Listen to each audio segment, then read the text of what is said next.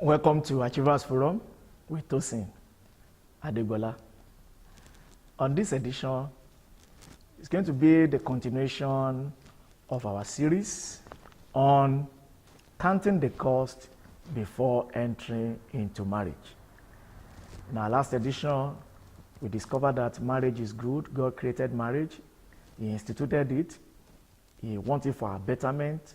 He wants it for companionship. He wants it for a peaceful society so that our life can be better. As I always mention that if your marriage is right, your life will be right. If you get it right, everything about you will be right.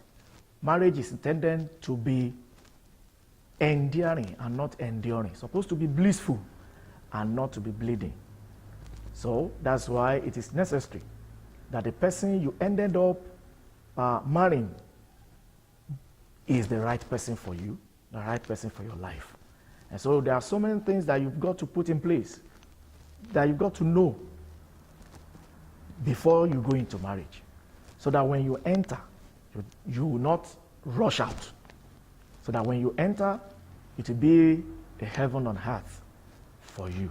It is possible when you marry the right person. So we'll continue on why must you count the cost before getting married? Why must you have the understanding? Why must you prepare for marriage before you eventually enter into it? So we look at number one last time.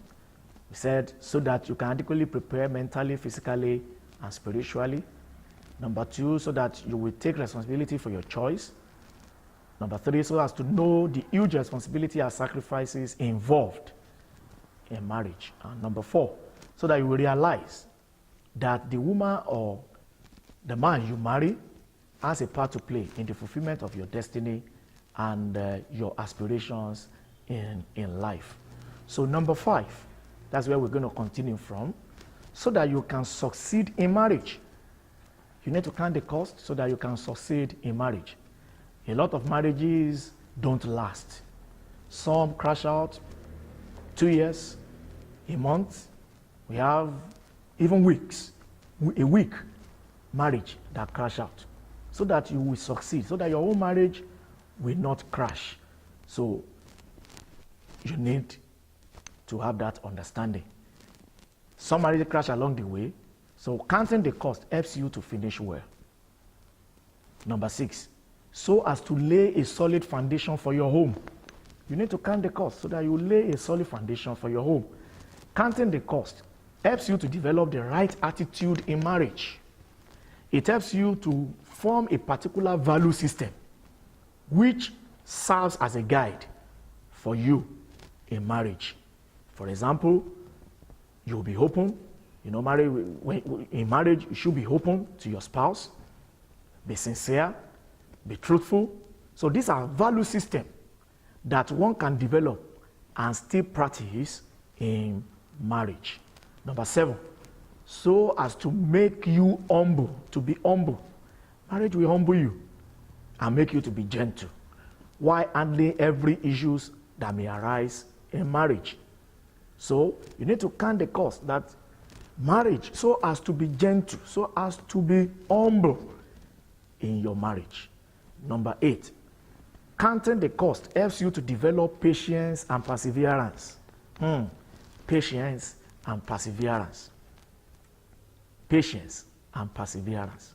Marriage will teach you that. There is no way marriage will not teach you patience and perseverance, because there are a lot of things that will happen, that will come up in your marriage.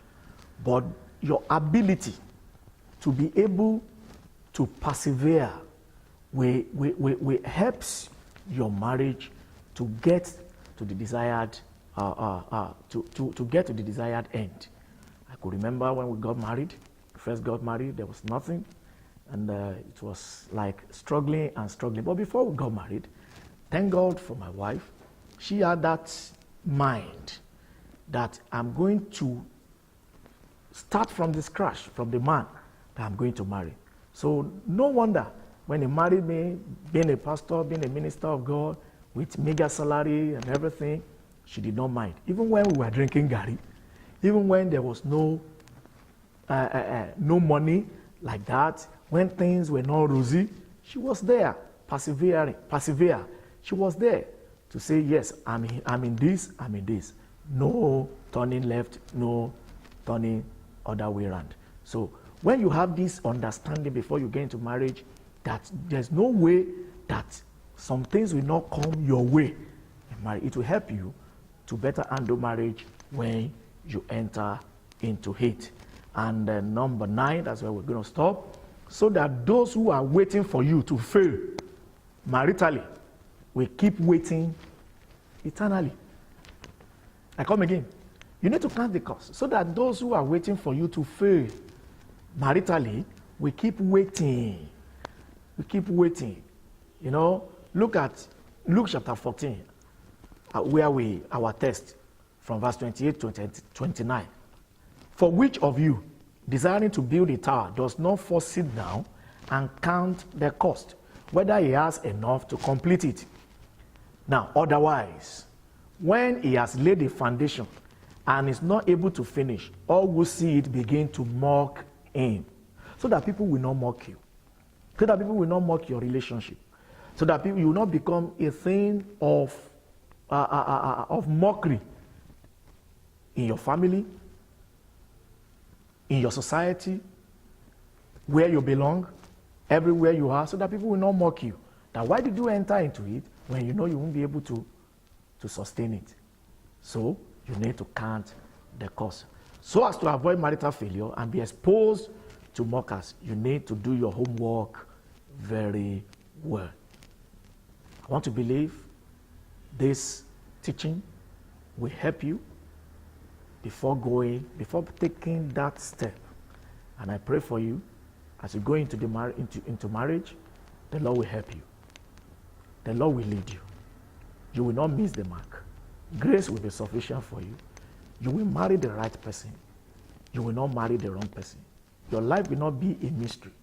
It will not be you will not be a problem to your family and to your spouse. In the name of Jesus. Thank you for joining me on this edition of ACHIEVER'S Forum.